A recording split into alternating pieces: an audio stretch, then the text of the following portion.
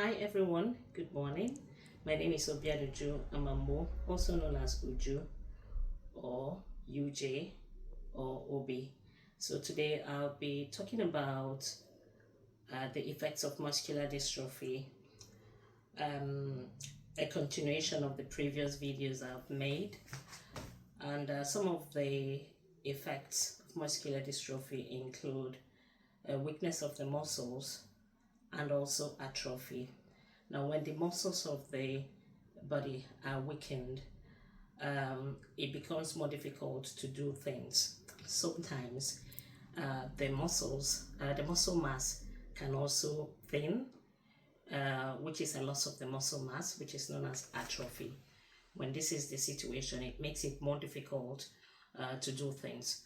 So, for instance, the shoulder muscles might be affected, the upper arms, the lower arms, basically any aspect or any muscles that you use can actually be affected depending on the type of muscular dystrophy that you have.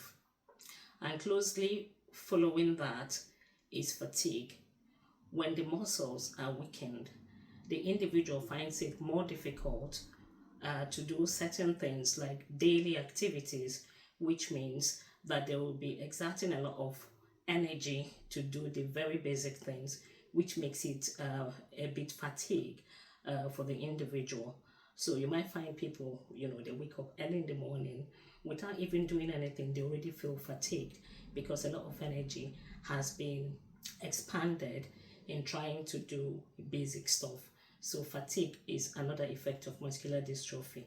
The individual gets too tired from doing even the very simplest things, daily routines like maybe brushing your teeth, wearing your clothes, doing your personal care, the very basic things that ordinarily you wouldn't think is an issue becomes an issue for the individual. Now, when the muscles are wasting and you're not able to use the muscles that are thinning away, you're losing your ability to do certain things, it means you're doing less. And so those joints that are not being effectively used due to the weakness becomes contracted. So you have contractures on the joints, let's say like on the knees, on the arms, on the upper shoulders, which means that it will be a bit more difficult for the individual to reach certain things if the arms are affected or the ability to walk because the nerves and the muscles have been contracted on the legs. So that individual will obviously have mobility issues, they have a shorter reach, and the longer you don't use those muscles, it makes it difficult for that person to be able to mobilize, therefore leading to the use of wheelchairs at a certain time.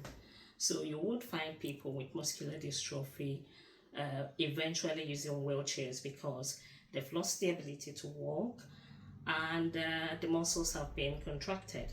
Now, if you actually think of it, when you have sat in a particular place, because obviously your muscles have become contracted, you are very weak, unable to do a lot of things, you end up sitting for a prolonged period of time. Now that can lead to scoliosis, and scoliosis means spinal curvature, so the muscles on the spine becomes weakened because of the inability to put them into effective use. Now it's either in the shape of an S or in the shape of a C. So once you've had that spinal curvature, it even makes it more difficult for the individual to be in a straight line, to be able to walk. So sometimes you would see the individual doesn't have the individual has uneven shoulder length. So the shoulders are not equal and the head is not centrally aligned with their pelvis. The individual would also possibly have like hip problems because of the curvature. The spine is already curved, so the individual may have issues with their hip, and once that is affected as well, it means that the legs are likely going to be affected. So you may have one leg a little bit longer or shorter than the other one due to the scoliosis. And then comes the breathing problems. When the muscles are weak, the individual may have problem with breathing, and closely linked to that is also coughing. Now you may think, oh, coughing is not an issue, but for someone with muscular dystrophy, it is actually an issue, because when you are having difficulty with breathing, the individual may end up having to use a breathing apparatus to enable them to breathe.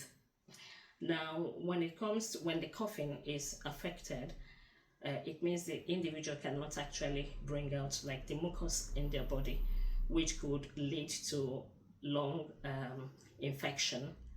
Therefore, if someone has got that issue, they would need at least some assistance to be able to get off the mucus from the body. So it's usually advisable to contact a medical practitioner with some support, maybe a medication or an easier way of getting things done.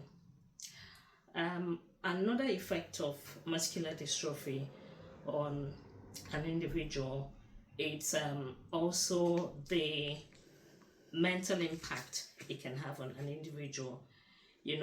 Going from being able to do a lot of things, if you developed the condition at a later stage in your life, losing that ability to do things can affect your mental health in terms of, you can lose your self-confidence.